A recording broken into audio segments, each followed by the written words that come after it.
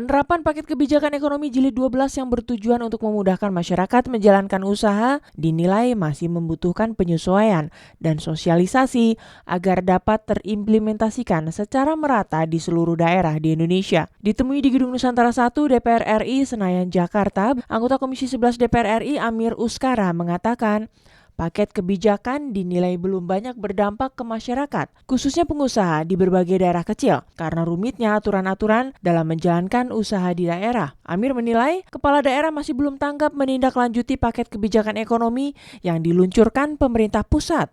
Oleh karena itu, para pengusaha meminta agar paket kebijakan segera diikuti oleh aturan turunan dari setiap kepala daerah di Indonesia. Kebijakan yang dikeluarkan oleh pemerintah pusat dalam hari ini Presiden sudah sangat baik.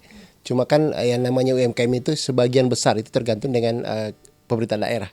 Artinya kebijakan itu harus segera ditindaklanjuti oleh pemerintah daerah. Karena kalau misalnya hanya pemerintah pusat, saya kira beberapa perizinan itu yang diterbitkan untuk kepentingan UMKM itu rata-rata di daerah.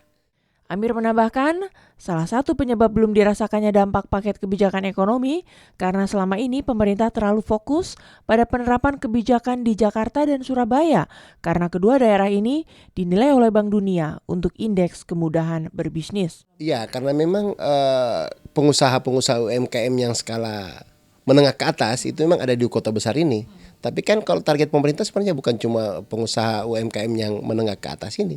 Kita harus melihat bahwa pengusaha UMKM itu sebagian besar malah itu adalah yang usaha menengah ke bawah. Putri dan Arif, TVR Parlemen melaporkan.